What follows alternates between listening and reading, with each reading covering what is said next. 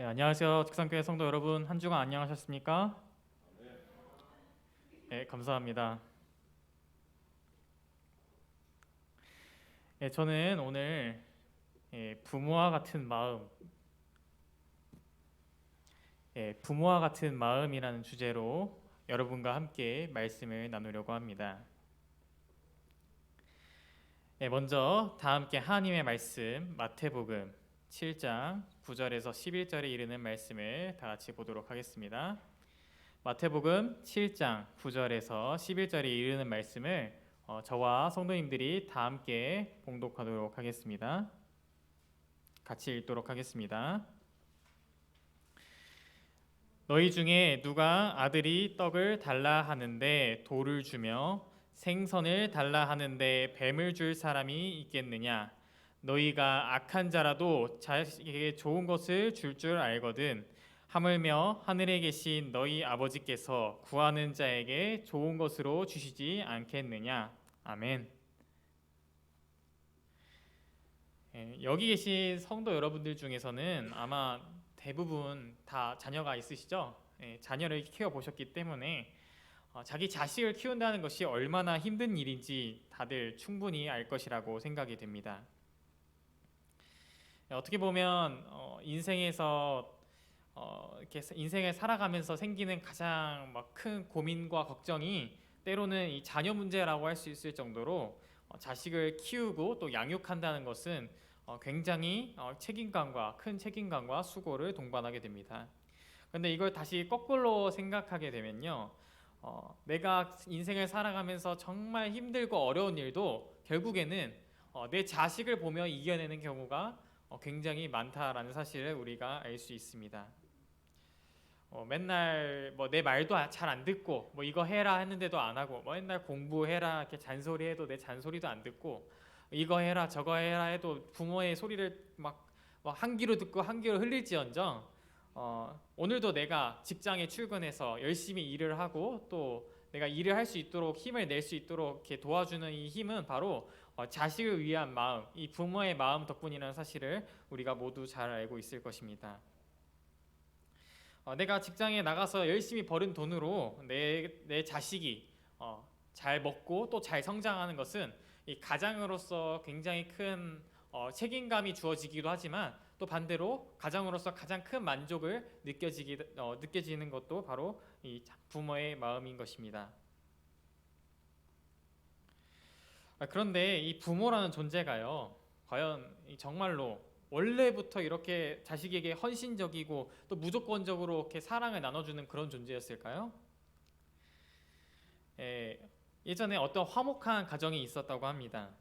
남편과 아내 그리고 사랑스러운 어린 딸까지 함께 온 가족이 단란하게 모여서 이렇게 맛있게 딸기를 나눠 먹고 있었습니다.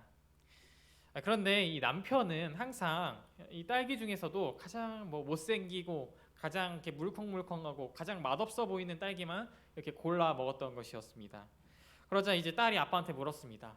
아니 아빠, 이렇게 맛있는 딸기가 많은데 왜 하필 이렇게 맛없고 이렇게 못생긴 것만 골라 먹어? 그러자 아빠가 뭐라고 대답했을까요?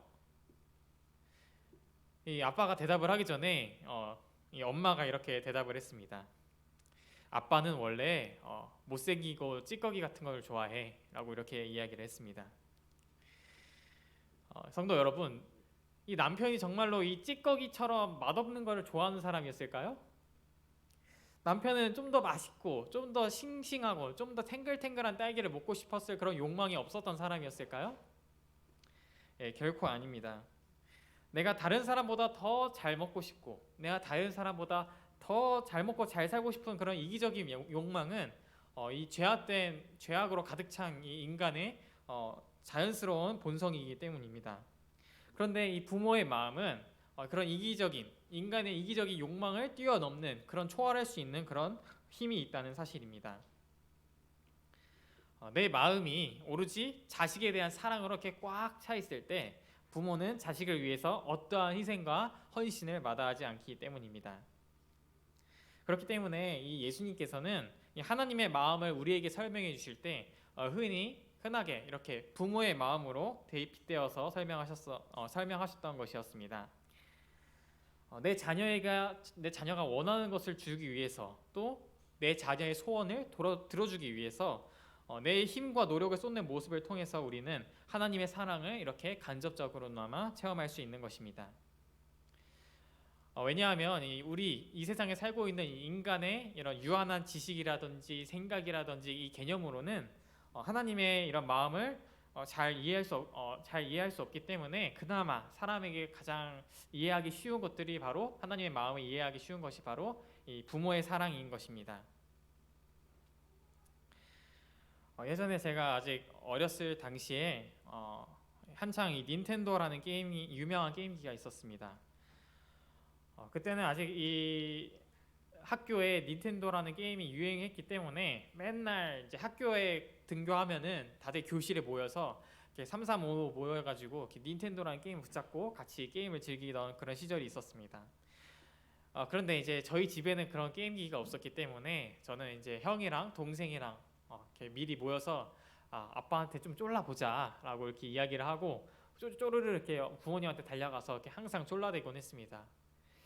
아빠, 우리도 닌텐도 좀 사주세요. 이 게임기 좀 사주세요.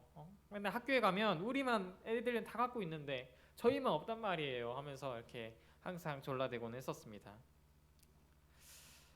물론 이 부모된 입장에서 부모된 사람으로서 이 자녀들에게 게임기를 사준다는 것은 여러모로 이렇게 내키지 않은 일이었겠지만 더 큰 문제는 바로 이 가격이었습니다. 그 당시 이제 닌텐도라는 게임기의 가격이 약 15만 원에서 20만 원 정도 했었는데요.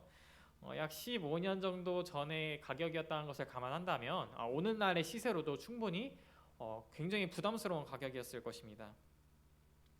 그런데 뭐 어렸을 당시에 저는 뭐 그런 걸 생각했겠습니까? 그냥 게임기가 너무나도 갖고 싶으니까 또 친구들이랑 어울리고 싶으니까 그냥 무작정 달려가서 게임기 사달라고 하면서 이렇게 쫄라댔던 것이었습니다. 그래서 뭐 부모님이 저한테 게임기를 사주셨을까요? 안 사주셨을까요? 결국에는 사주셨습니다. 그렇게 그 자식의 성화에 못 이겨서 결국에는 사주셨습니다. 그래서 닌텐도라는 게임을 받자마자 아주 그냥 그 길로 등교하러 가서 친구들이랑 이렇게 재밌게 모여서 놀았던 그런 기억이 있습니다. 비록 그 게임기가 내 자식의 뭐 공부라든지 내 자식의 성적을 망칠까봐 이렇게 걱정이 되고 또 내 그 게임기가 너무나도 비싸서 경제적으로 부담이 된다고 할지라도 이 자식이 그렇게 원한다고 이렇게 쫄라대는데 그걸 이렇게 안 사주고 버틸 부모가 있을까요?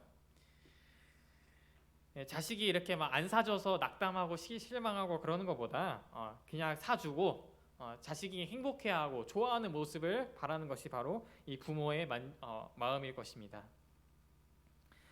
자식이 만족하는 모습을 보기 위해서라면 뭐 비용이라든지 아니면 그런 기타 다른 문제들은 다 제쳐두고라서라도 이 자식의 요청을 들어주는 것이 바로 이 부모의 존재라는 사실입니다.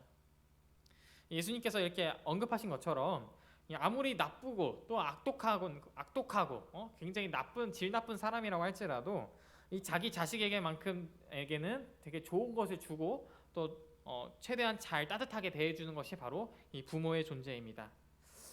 하물며 부모가 자식을 사랑하는 것보다 우리를 더 사랑하시는 하나님께서는 우리를 위해서 도대체 얼마나 더 큰 걸 준비해 놓으셨을까요?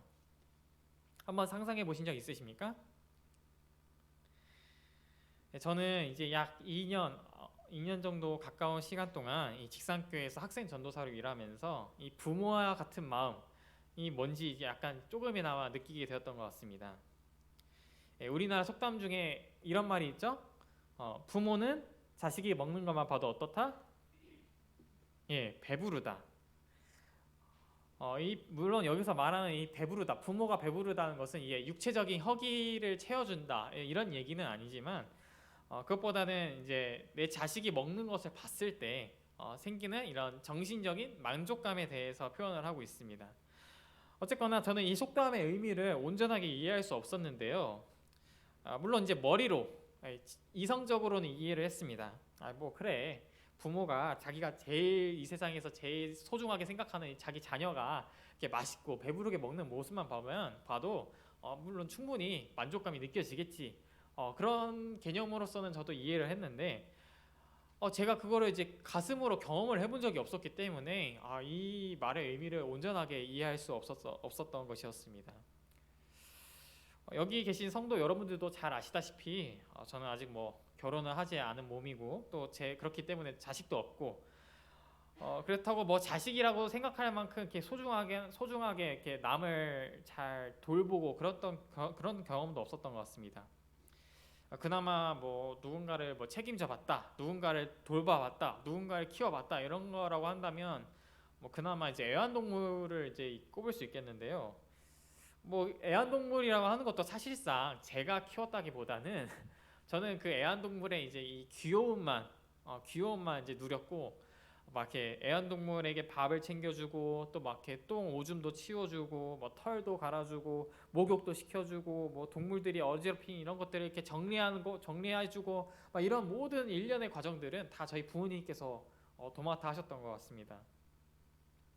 이런 애완동물의 경우만 이제 보더라도 이 애완동물의 행복은 누구에게 달려있다는 사실을 알 수 있나요? 예, 애완동물의 행복은 오로지 주인에게 달려있다는 사실을 우리가 쉽게 알 수 있습니다. 밥도 이렇게 제때 안 챙겨주고 또 산책도 안 시켜주고 또 이렇게 놀아주지도 않는다면 그걸 애완동물이라고 할 수 있을까요? 정말 이제 애완동물을 애완동물로서 내 반려동물로서 생각하고 있다면 기본적으로 이제 밥도 챙겨주고 묶여 있는 것이 이제 답답하지 않도록 이렇게 산책도 꾸준히 시켜주고 혼자 있는 것이 외롭지 않도록 매일매일 잘 놀아주는 것이 바로 주인으로서의 기본 소양일 것입니다.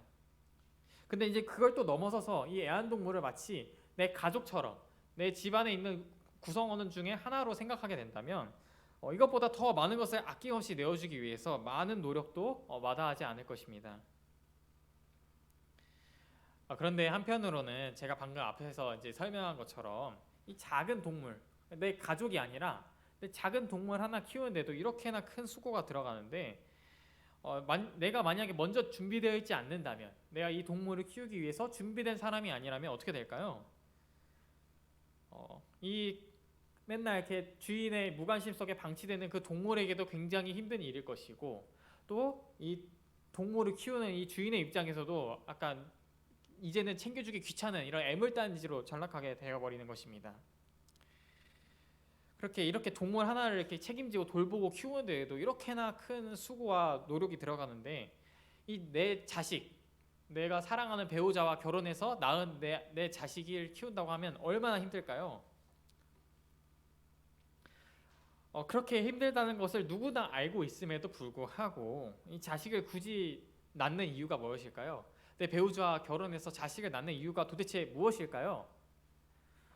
한 TV 프로그램에서는 어떤 연예인이 이렇게 얘기했습니다. 결혼하지 않고 아직 독신이었던 연예인이었는데요. TV 프로그램에서 이렇게 얘기했습니다.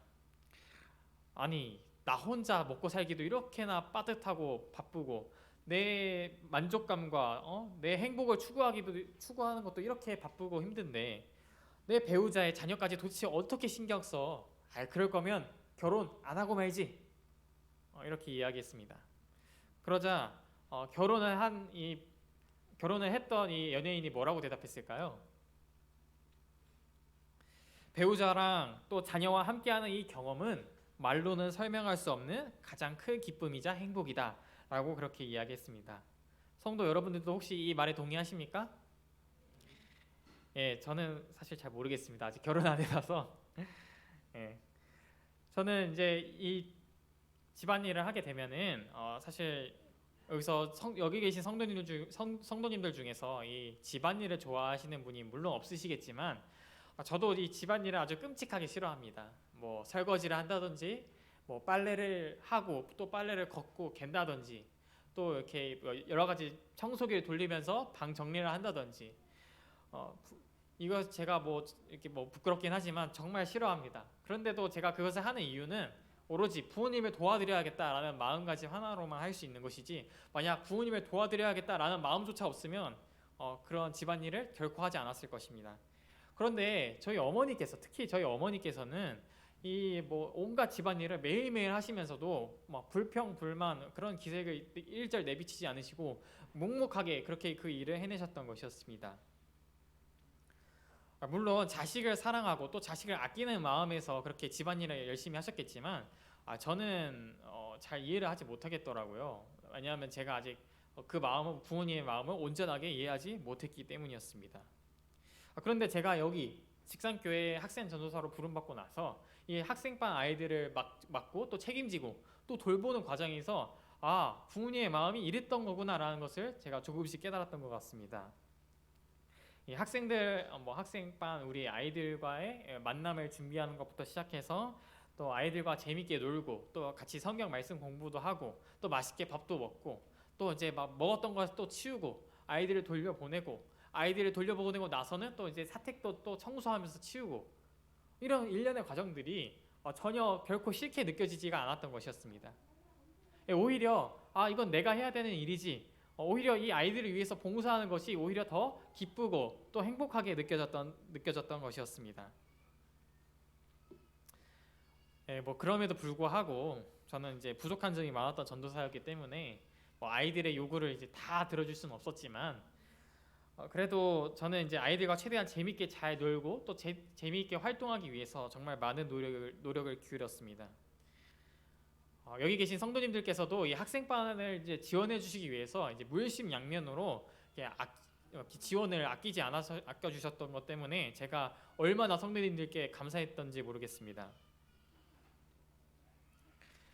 이 숲속에 사는 이 새들이 자기 자식들, 새끼들을 먹이기 위해서 얼마나 노력하시는지 혹시 알고 계시나요?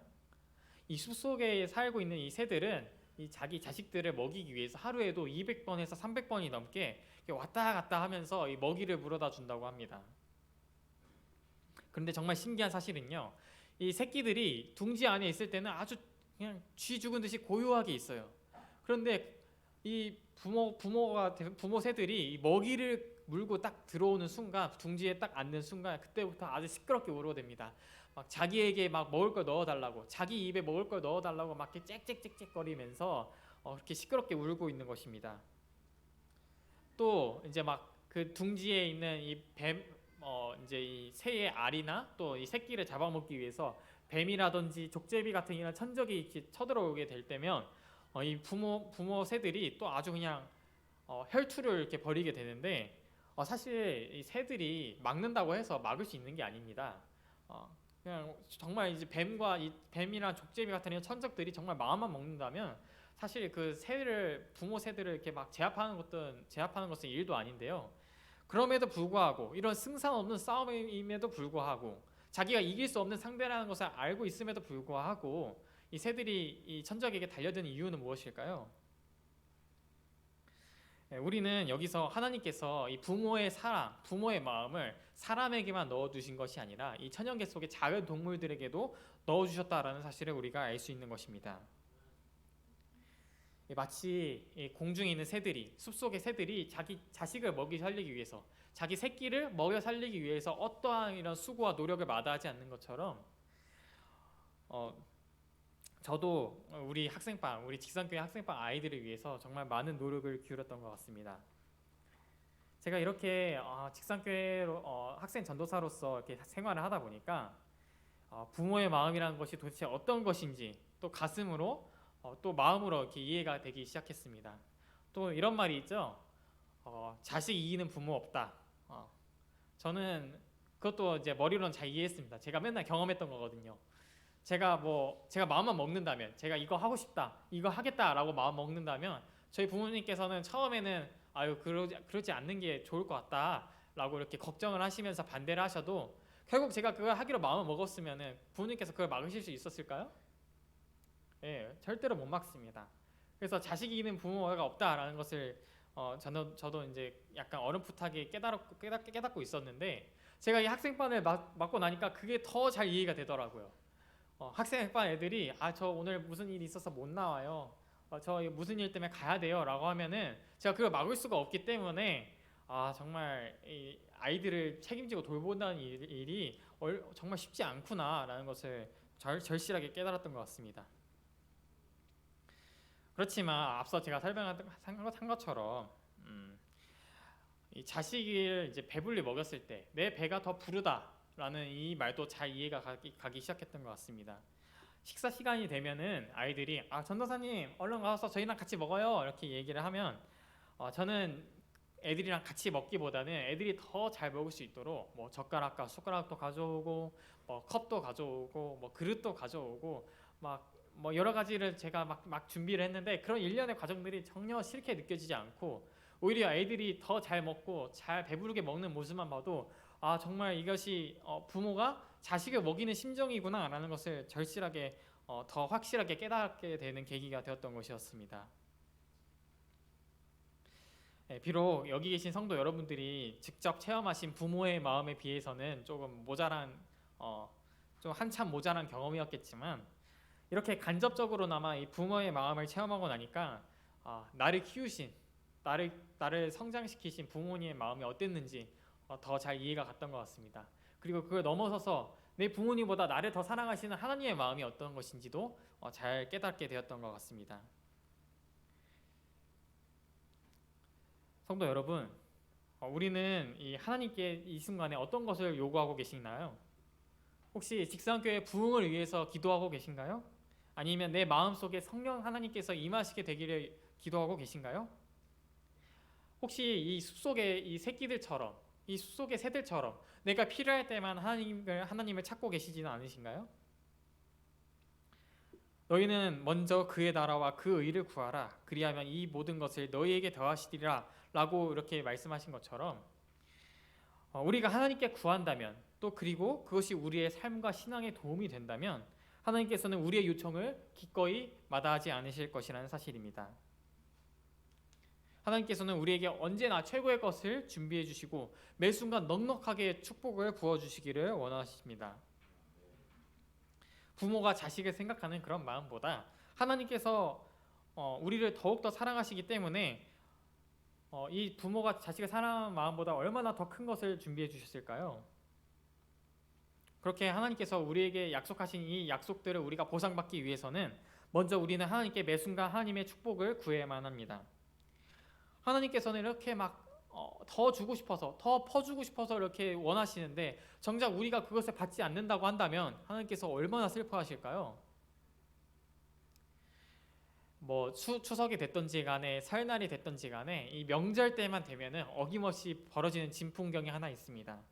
그것은 바로 명절이 끝날 때쯤 되면은 제 부모님과 또 그 주변에 있는 형제분들 그분들이랑 그리고 그 위에 계시는 제 할아버지랑 맨날 옥신각신하면서 다투십니다. 뭘 가지고 이렇게 다투시냐면 저희 할아버지께서 자기 자식들한테 내가 이번에 농사지은 쌀이랑 밤이 좀 있는데 그것 좀 가져가라 라고 하면은 저희 부모님이랑 저희 부모 형제들은 뭐라고 했을까요? 됐다고 넣어두시라고 우리가 갖고 온 이 과일이나 잘 잡수시라고 이렇게 하면서 맨날 옥신각신하면서 이렇게 다투셨던 기억이 많습니다. 그렇게 다투고 나면은 결국에는 어떻게 됐을까요? 결국에는 저희 이제 집으로 돌아가는 그 차량에 그 한 켠에 엄청나게 큰 쌀 마대와 또 밤 한 포대가 그렇게 넣어두고 그렇게 집에 돌아가게 되는 것이었습니다. 그렇습니다. 이 자기 자식에게 내가 가진 것을 더 내어주려고 하는 것은 부모의 가장 큰 기쁨이라고 할 수 있는 것입니다. 하나님께서도 이 인류를 위해서 우리를 위해서 이 아름다운 지구를 창조하시고 또 많은 사람과 또 사랑의 축복을 또 아낌없이 내려주시는 것으로도 모자라서 마침내는 당신께서 가장 아끼시는 독생자 예수 그리스도까지 우리에게 내어주셨던 것이었습니다. 우리를 너무나도 사랑하셨기 때문에 우리를 어떻게든 구원하시기 위해서 마치 자식의 행복을 바라는 이 부모의 마음처럼 인류의 행복을 위해서 당신의 모든 것을 아낌없이 우리에게 내어주셨던 것이었습니다. 저는 어쩌면 하나님의 사랑을 아직도 온전하게 이해하지 못했을지도 모르겠습니다. 이 시대의 소망과 이 가려 뽑은 기별에서는 이렇게 이야기하고 있습니다. 하나님의 놀라운 은혜의 목적, 즉 구속하시는 사랑의 신비는 천사들도 또한 살피기를 원하는 주제로서 무궁한 시대를 통하여 그들의 연구 주제가 될 것이다. 죄인은 항상 십자가에서 치욕적인 죽임을 당하시고자 그분 자신을 낮추신 그분의 놀라운 사랑의 표현에 의하여 예수께로 이끌린다. 이 얼마나 놀라운 연구 주제인가.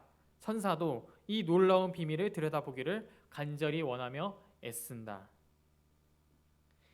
아까 제가 앞서 언급한 것처럼 이 인간의 지식으로는 하나님의 사랑을 온전할 수 없기 때문에 부모의 사랑에 빗대어서 이렇게 표현하고 있습니다.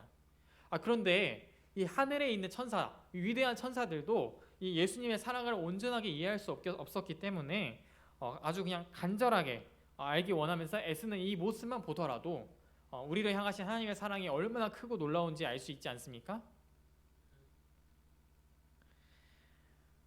여기 계신 성도님들 중에서는 탕자의 비유에 대해서 모르시는 분이 없을 것이라고 생각이 됩니다.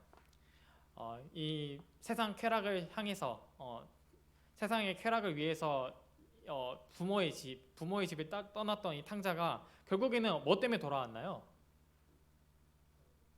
예, 맞습니다. 배고파서 너무나도 삶이 빈공하고 궁핍하고 또 빈곤해서 결국에는 내가 더 이상은 못 견디겠다 하고 부모에게로 돌아왔습니다. 저도 예전에 어렸을 때 아까 마찬가지로 아직 초등학생이었을 당시에 가출을 한번 해본 경험이 있었습니다. 뭐 가출이라고 해봤자 뭐 글쎄요, 뭐 오전 학교에 가기 전에 오전에 부모님이랑 다퉜던 기억이 있었는데 지금도 그 이유가 자세히 기억나지 않은 걸로 봐서는 아마 대단하지 않은 이유였던 것 같아요. 되게 사소한 이유였던 것 같은데 뭐 어쨌든 간에 아유 됐어, 나 오늘 그냥 집에 안 돌아올 거야 하면서 이렇게 집을 박차고 나서 학교에 갔다가 학교가 한 오후 3시쯤에 끝났던 것 같아요. 그래서 학교도 끝나고 친구 집에 일단 놀러 갔습니다. 무조건. 야, 오늘 너희 집 가고 싶은데 가도 되냐? 와라. 그래서 이제 친구 집에서 놀다가 뭔가 친구 집에서 밥까지 먹기는 조금 그랬던 것 같아요. 그때 어렸던 마음에 무슨 염치가 있었던 것인지 뭐 한 5시쯤에 이제 친구 집을 나왔습니다. 친구 집을 나오고 나서 뭐 제가 어디 갈 데가 있었겠습니까? 그냥 여러 가지 주변 동네 아파트들 돌아다니면서 놀이터 이렇게 막 기웃거리면서 있다가 이제 한 6시쯤 지나고 나니까 이제 주변이 이렇게 어둑어둑해지더라고요. 그때쯤 되니까 제 상태가 어떻게 되었을까요? 예, 뭐 이제 날씨가 어두워지니까 날씨도 추워지고 또 이제 뭐 저녁도 안 먹어서 배도 고프고 그래서 저는 결국 어떤 선택을 하게 되었을까요? 예, 결국 그냥 집에 갔습니다. 6시에. 예, 결국에는 그 막 가출하겠다는 그 마음은 온데간데 없이 결국에는 집으로 돌아갔습니다. 그때 제 부모님이 어떤 심정이셨을까요? 굉장히 아유 어디 갔다가 이제 왔냐고 분명 오전까지는 저를 꾸짖고 혼내고 나무라던 그 부모님은 온데간데 없이 지금이라도 돌아와서 다행이다. 얼마나 이 자식이 지금 이 늦은 밤에 배도 고플 거고 날씨도 추울 텐데 얼마나 이 고생하고 있을지 노심초사하고 하면서 기다리고 있었겠습니까? 그런데 이 자식이 이제 집으로 돌아오자 정말 잘 돌아왔다고 제 등을 토닥이면서 꼭 안아주셨던 것이었습니다. 그렇습니다. 이 탕자의 비유에서도 이 자식이 배고파서 물론 이제 여기 탕자의 비유에서는 자식이 배가 고파서 돌아왔다라고 그렇게 이야기는 하고 있지만 이 부모의 입장에서 자식이 왜 돌아왔는지 무슨 이유에서 돌아왔는지가 사실 중요할까요? 네, 중요하지 않습니다. 이 탕자가 사실 배가 고파서 돌아왔던지 아니면 이 세상 쾌락이 이제 흥미가 없어서 돌아왔던지 아니면 이제 너무나도 사는 게 외로워서 돌아왔던지 그런 것들은 이제 전혀 부모에게 있어서 아무런 의미를 갖고 있지 않습니다. 부모에게 있어서는 자식이 돌아왔다, 내 집으로 돌아왔다라는 사실이 그 무엇보다도 소중하고 굉장히 귀한 사실이라는 것입니다.